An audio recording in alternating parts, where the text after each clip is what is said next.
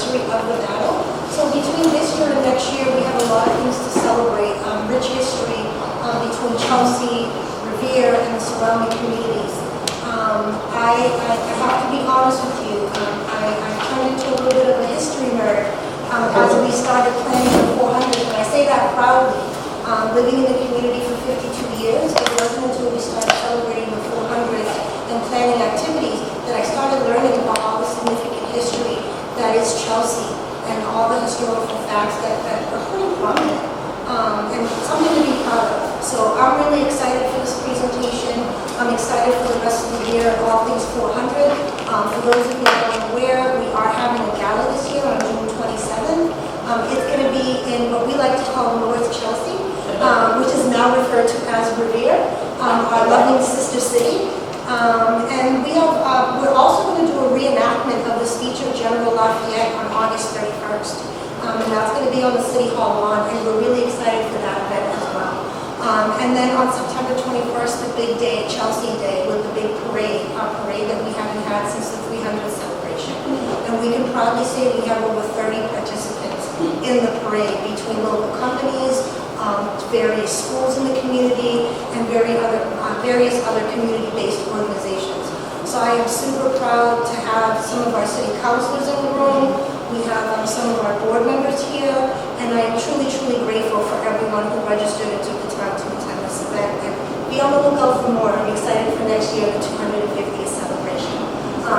Without further ado, I'd like to present Jeff Cronin, our presenter for this evening. Thank you.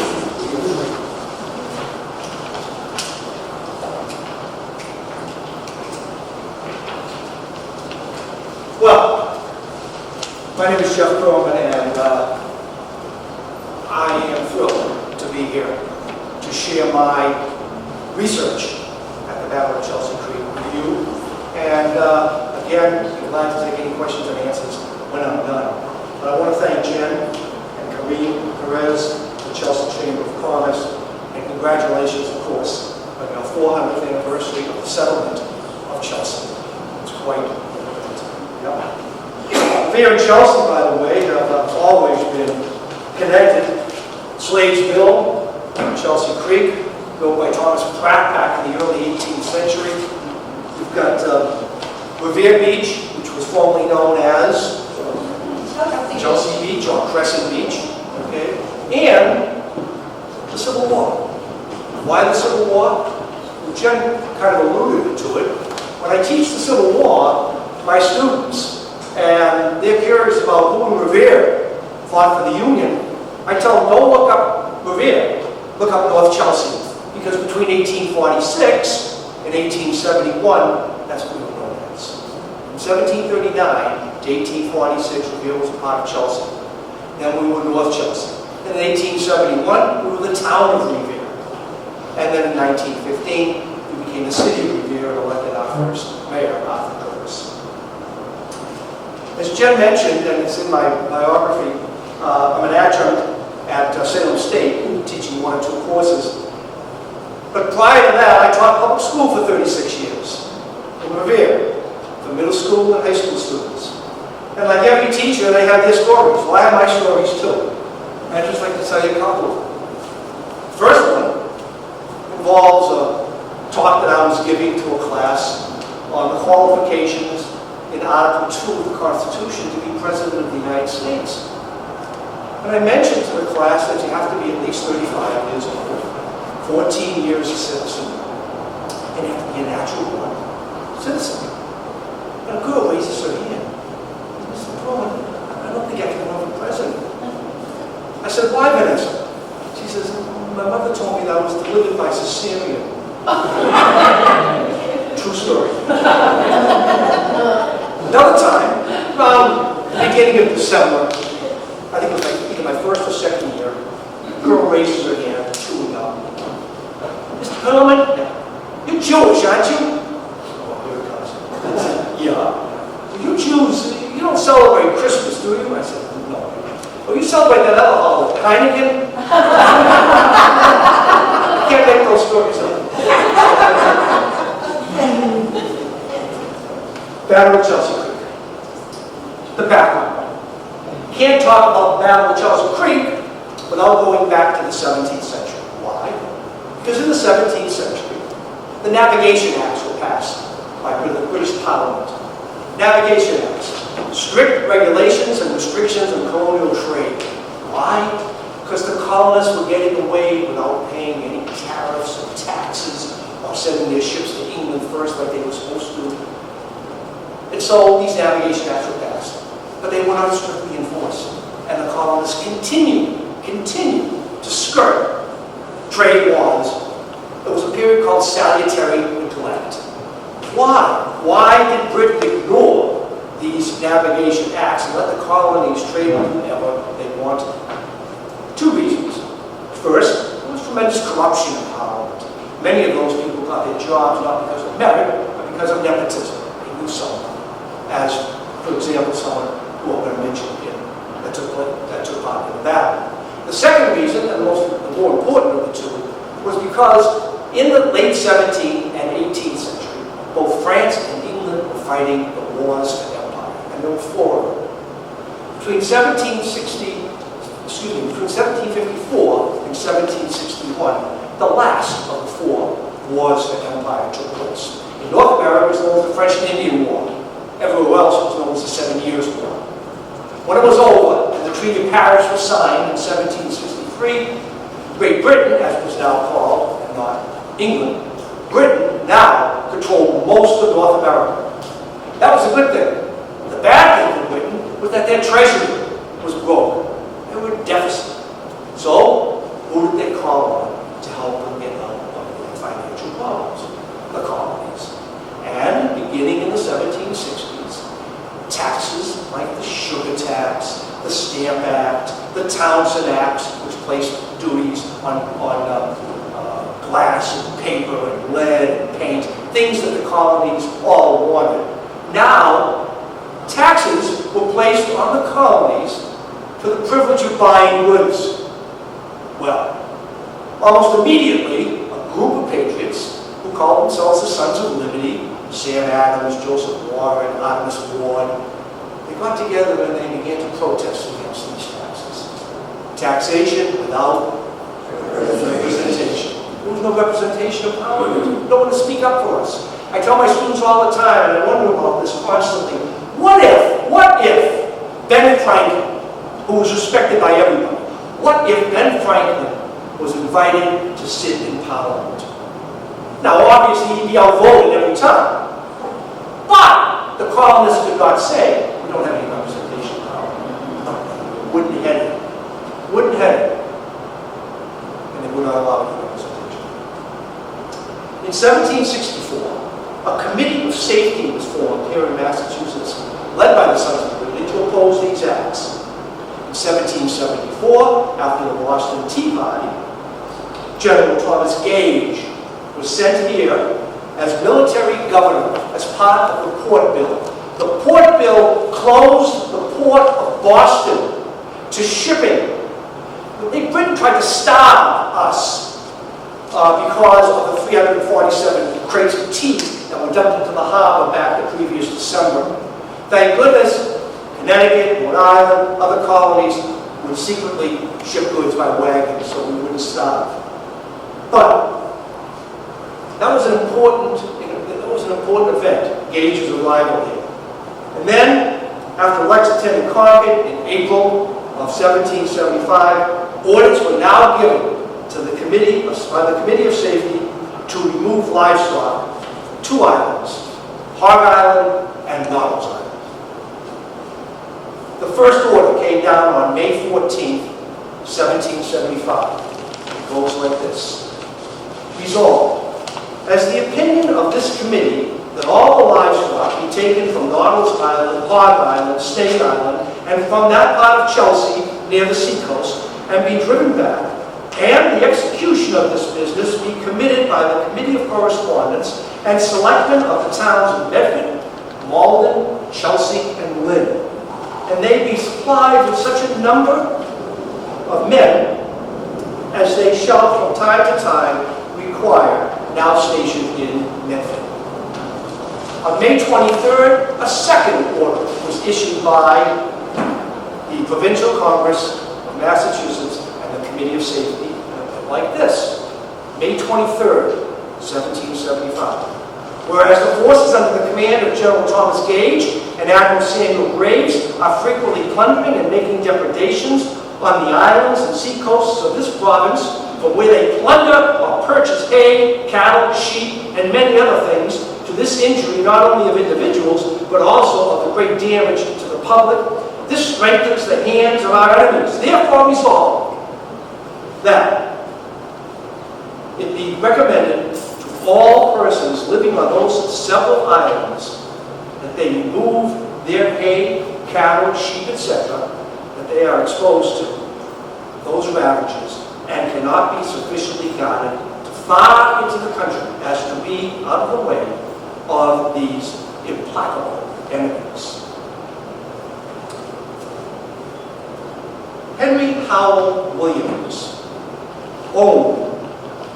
owner of the Williams Farm in Chelsea, lived on Nautilus Island and sold livestock to the British. He was friendly with the judges and many of the British in Boston. The cattle on Hog Island was owned by Oliver Wendell, who lived in Kingston, an absentee landlord, also loyal to the British. By the way, I did some research. Hog Island obviously got its name because of the pigs and hogs that roamed around there. But what about Nautilus Island? So I found out that there was a William Nautilus who came here in the 17th century. He lived here for maybe 5 or 10 years and he drowned. But the island was named after him. Of course, not an island today, it's just Boston. A message from General Gage to Admiral Graves on May 25th, 1775. Quote, I have this moment received information that the rebels intend this night to destroy and carry off all the stock on Nautilus Island for no reason but because the owners, having sold them for the king's use. I therefore give you this intelligence so that you may please to order the guard boats to be particularly attentive to take such other measures as you may think necessary for this night. On May 21st, 1775, another incident occurred that history doesn't really record. It has nothing to do with the Battle of Chelsea Creek, but it's something that I want to share with you because of one's diary in which she left important information about this particular battle. It was called the Battle of Great Island. It occurred on May 21st, 6 days before the Battle of Chelsea Creek, May 21st, 1775. A fellow by the name of Elisha Levitt was giving aid to the British. Colonists from Weymouth, fighting upon the British troops, took their boats to the islands and drove the British away. Abigail Adams, John Adams' wife, wrote to her husband the following: You inquire of me who were at the engagement at Grape Island. I may say with truth, all of Weymouth, Braintree, Hingham, who were able to bear arms, and hundreds from other towns within 30 or 40 miles of Weymouth. Both your brothers were there. Your younger brother, with his company, gained the honor that day. He was one of the first to venture on board a schooner to land upon the island. Abigail Adams. Preparation for the battle. Colonel John Stark. Colonel John Stark was a native from New Hampshire. He came here with 300 men. He marched from Medford to Chelsea. Second provincial commander was a Colonel John Nixon. Nixon began his march from Cambridge, Massachusetts. He met Stark in Medford, and together they marched here to Chelsea. And the third group were the Chelsea Company. They were under the command of Colonel Samuel Gerrich, Gerrich, and a 63-year-old gentleman by the name of Samuel Sprague. Barney Baldwin, a soldier, an engineer, and civil officer, was also part of the Chelsea Company. They were all familiar with the topography of the area. And on the early morning of May 27th, the armies met at the Meeting House in Chelsea. You all know where this is. Later, it became a church, a Masonic temple, and now it's a counseling center. It's currently on Beach Street in Revere, across the street from Bertuccio's funeral home. That building has been there since 1710, okay? And it began as a meeting house. After a light meal, they began their trip to Sales Farm, which is today Beachmont, to begin their attempt to evacuate livestock from the islands. They had a short route there. The meeting was,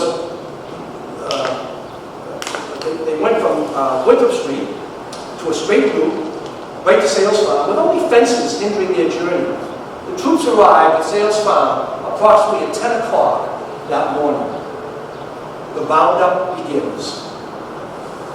Crossing to Hog Island, which is today Orion Heights, the provincials removed many cows and sheep and brought them back to the mainland. A small detachment crossed over to Noddle's Island, today East Boston, to round up the cattle owned by Henry Howell Williams. In their enthusiasm, this was the mistake they made. In their enthusiasm, the provincials set fire to haystacks, which was seen by the British ship Preston, anchored in Boston Harbor. It was reported that there were 600 men in total from Massachusetts and New Hampshire, of which 30 of them crossed over to Noddle's Island. Along with the haystacks, Williams's house was also set on fire. 15 horses were removed and only a few cattle. British Admiral Samuel Graves signaled for the schooner Diana to sail into Chelsea Creek when hearing what the provincials were doing. Many cannons were on the Diana. Admiral Graves also ordered several barges with Marines to sail down Chelsea Creek as well. Graves' nephew, Thomas, was in charge of the Diana, and he was warned by his uncle of the shifting tides and winds in the river. The Diana had 4 6-pound cannon, 12 swivels, and smaller guns that were maneuverable. The battle. The provincials returned the fire from the ditches in the low ground, to which they dropped often in mud and water up to their necks. One diary, and if you're into this battle, or if you're a history nerd like we are, Amos Farnsworth's diary must be read. I've done some research on Amos Farnsworth. Amos Farnsworth participated not only in the Battle of Chelsea Creek, but also at the Battle of Bunker Hill, Breedstone. And he wrote about his participation in both battles. He was 71 years old, and unfortunately, he and his son, the following December, drowned in a boating accident. He is buried today in Groton, Massachusetts, where he was a native. These are his words on the first hours of battle. We crossed Crooked Creek, and about 15 of us squared down in a ditch on the marsh and stood our ground. And there came a company of regulars on the march on the other side of the river and the schooner. And we had a hot fight until the regulars retreated. But notwithstanding, the bullets flew very thick. But there was not a man of us killed. End of quote. The retreat gave the provincials time to leave Long Island, and they made it over to the Sales Farm. While the colonials protected themselves in ditches, sometimes up to their necks in water, sailors and Marines on the barges attempted to drive them back, continuing to exert every effort in towing and controlling the direction of the schooner. The schooner Diana was already drifting that afternoon due to tide and wind currents. By dusk, the Diana became grounded. Thomas did not listen to his uncle's orders. Reinforcements arrived under General Israel Putnam around 9 o'clock that evening. Putnam from Connecticut. The British wolves were actually on the run, and the arrival of General Putnam increased the number of hounds yelping at the heels of the scurrying pack. Putnam arrived with 200 men and 2 cannon, and at once assumed command due to his rank. During this time, the battle was severe. Every moment, provincials were arriving at the Senate, assisting in the attack. The firing upon the provincials by the schooner did no particular damage. Afterwards, Putnam gave this report to the Committee of Safety, and I quote, "I wish we could have something of this to do every day. It would teach our men how little danger there is from cannonballs. For though they sent a great many at us, nobody has been hurt by them. I would that Gage and his troops were within our reach, for we would be like hornets about their ears, as little birds follow and tease the eagle in its flight. We would every day continue to make them uneasy." General Putnam. The most serious wound reported by the provincials was of a man from Townsend, Massachusetts. A bullet went through his mouth, in one cheek, and out the other. The burning of the Diana. It was Joseph Warren, again, a man who I greatly admire, whose statue is at Bunker Hill right now. When you go on tours of Bunker Hill, it's one of the first things you see. Dr. Joseph Warren, a skilled surgeon, was there at the Battle of Chelsea Creek, and unfortunately, a month later, he would be killed at Bunker Hill. It was Dr. Warren who gave the orders to burn the Diana. By that time, the Diana had been abandoned. Many of the sailors aboard the Diana got on barges, and they were towed away. Loami Baldwin and 12 others, late that night, rowed out after midnight, and before burning the ship, took everything of value. Baldwin, by the way, is the father of civil engineering, was well selected for this work. He was a major in the Chelsea Company, and along with Samuel Pratt, who carried hay from an early farm, both did the Chelsea Company proud. Putnam was the ranking officer present. By rule, he was entitled to recognition as such. However, he did not participate in the raid on Hog, nor Nautilus Island, nor in the pitched battle there. The real leader, and this is my opinion, the real leader of the battle was Colonel John Stark. Now, I get into arguments all the time with other historians who make a big thing about Putnam. From what I have read, Putnam was a great advertiser for himself, where Stark and others really didn't make a big thing about this battle. Putnam did. Plus, he was, by Connecticut standards, a general.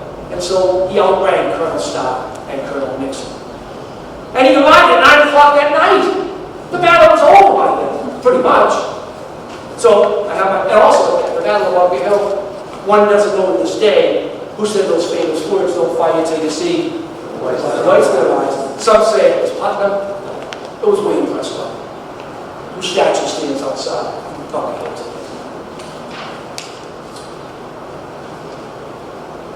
So I believe that Colonel John Stark was the real hero. 3 weeks later, Stark led troops who repulsed the British twice at Bunker Hill. In 1776, Stark participated in the Battle of Trenton, and in 1777 was the hero at Bennington. Bennington was the battle that led to John Burgoyne's surrender in October of 1777 at Saratoga, the turning point of the American Revolution. He learned by his experience, by participating years earlier in the French and Indian War, that it's better to separate the enemy from his supplies. He was 150 years ahead in military strategy. And by the way, it is Colonel Stark who was the first to say, "Live free or die," which happens to be the motto today of New Hampshire. Credit to John Stark. Colonel John Nixon. He was from Sudbury, and he was a Minuteman who led troops at Lexington and Concord, and also fought on June 17, 1775 at Bunker Hill. He participated in campaigns in New York and New Jersey in 1776 with General Washington.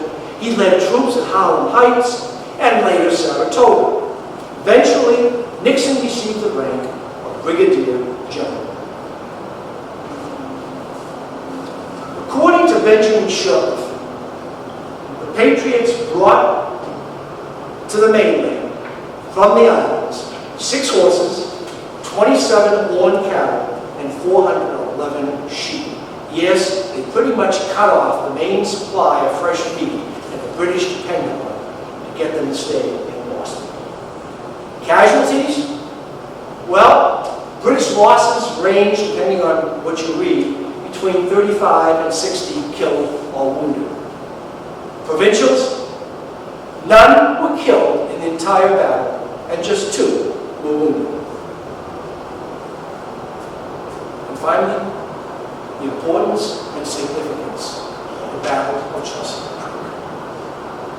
Number 1, excluding the capture of Fort Ticonderoga on May 10, 1775 by Ethan Allen and the Green Mountain Wars, the Battle of Chelsea Creek can be called the second major engagement of the American Revolution. Number 2, it was the first armed offensive military engagement deliberately entered upon by Massachusetts citizens. 3, here was the first capture and destruction of a British vessel during the war. 4th, for the first time, the colonies united against a common enemy. Stark and his troops coming down from New Hampshire, Nixon from Massachusetts, and Putnam's men, 200 of them, coming up from Connecticut.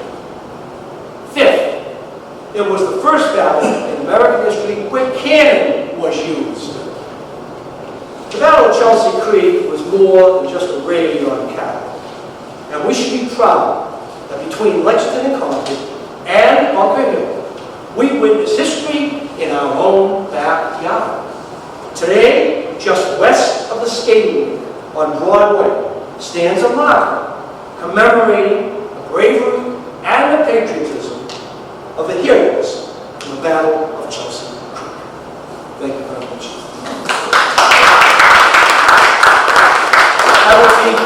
I would be remiss if I didn't give acknowledgments to certain sources that I used in my research.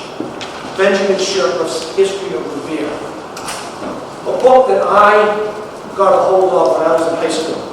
Believe it or not, that's how long ago it was when I first started getting interested in my city, and eventually became a local city historian. But his book, History of Revere, is wonderful. And not only does it talk about the Battle of Chelsea Creek, but it goes on to talk about Revere Beach, the cemetery that we have there, the William Marsh Burial Ground, where many of these people are buried. It's an amazing book. Harold Banks, The Colonists at Chelsea Creek, was another source I used. David Procopio, believe it or not, a former student of mine, wrote an article called The Time to Stand and Fight. Okay, the Battle of Chelsea Creek. Elaine McGrath, A History of Chelsea Creek. And finally, as I mentioned, Amos Farnsworth's diary. Okay, any questions?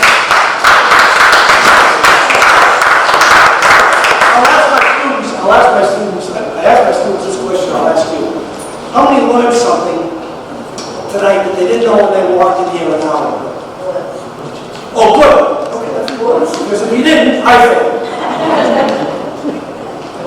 Yes, sir. I have a question. How do they get all that livestock off those islands? The bridges or the water? So if the water was so shallow, if you look at the creek, I mean, yeah, between Hog and Roberts Island, especially, yeah.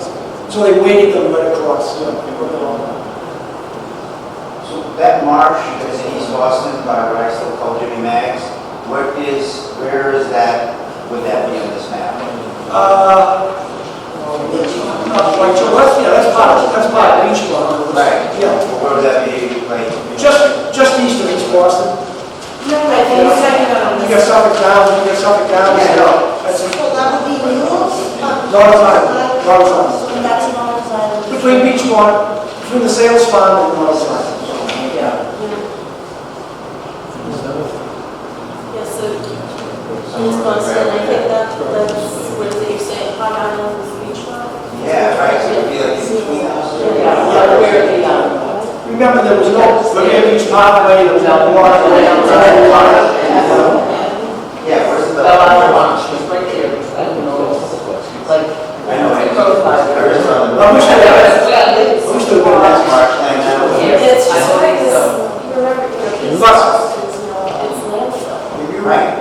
So So then the water release is differently and then it's a marsh. No, but, they were canned. No, she's, by the way, it was asked, it was captured from the Diana. Well, they took money, they took clothes, one thing they took that they used to have at Bunker Hill was the cannon. The cannon that was used at Bunker Hill, Reed's Hill, was cannon that was taken from that, which is a sort of, Go ahead, Jay. So, what became of the massive investment, because I kind of a lot of Yeah. back and forth on the massive investment. Right. Well, it just said it. And I know there's been archaeological digs. Victor Bastone has done a lot of researching, looking for any kind of scrap that's still there. Oh, sure.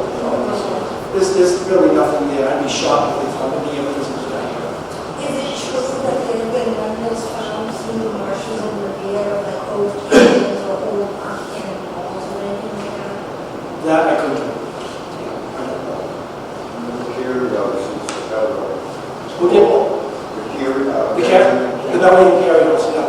They had a display in the museums a few years ago before they did the renovation, but they had a swivel wall. Oh. They said it was plowed up, farm, where it Yeah, yeah. Okay.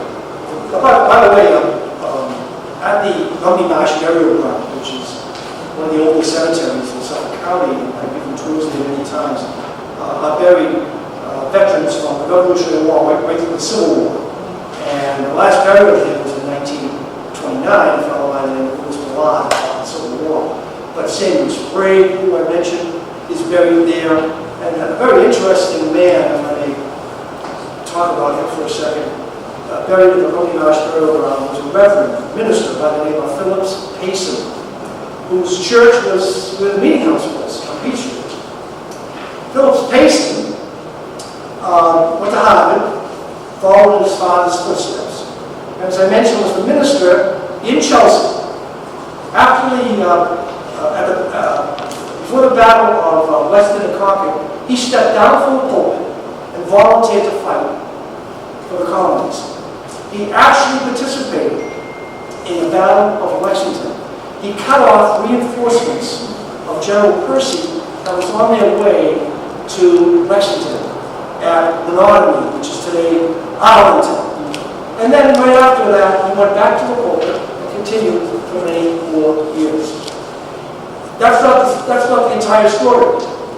One of the reasons why I consider Reverend Payson to be one of my personal heroes was because in 1787, he became Chelsea's representative at the ratifying convention in Boston to ratify the Constitution. You know the Constitution was written in 1787, but before it got into effect, 9 of the 13 colonies had to approve it. So they all met in their capitals. And in Boston, Reverend Payson represented Chelsea. One of the things I admired about him was the debate that was held. And one of the debates was that one should have a religious requirement. One should belong to a church before one could run for office. And despite being a man of clergy, Reverend Payson talked against it. He believed in a complete separation of church and state. He had an incredible funeral, so they say. Judge Sewell from Salem spoke at it. Famous well-dressed men and women came in carriages, and he's buried right here at the Lumbee Marsh Burial Ground on Butler Street in Revere. He had a chance to go in there. The very first person, and on the gate, it says 1693. Why 1693? Because the oldest stone, the oldest person buried in there is a Mary Smith, who passed away in 1693. Now, she was buried in the tombs next to the church. When Joshua Cheatham gave this land to Chelsea for the cemetery, the bodies were removed from the tombs and reinterred in the cemetery. And she was the oldest, 1693. Her husband John followed several years later. I'm done. Thank you all, I appreciate it. Once again, I just want to thank everyone for their time. I did also want to mention that over the summer, we're still working out the logistics, but we are going to be offering site boat tours of the Chelsea Creek. And we've invited Jeff and a couple of the other historians to be on the boats to actually share stories and be able to point out certain landmarks along the way. We're planning on doing that on a Thursday evening in July. Tentatively, we're looking at July 18th. There will be more information to follow. And again, the church and the city in collaboration are really just trying to put the history in the forefront and give everybody the opportunity, for those of us that haven't been able to see our city from the water, to be able to see our city from the water. We've all lived along the city, along the water, but not all of us have had that privilege of looking at our city from the water, and we're hoping to do that this summer. So stay tuned. We'd also just like to give Jeff a t-shirt, Chelsea for an authentic Chelsea. Hey, they're exclusive. As a You know what,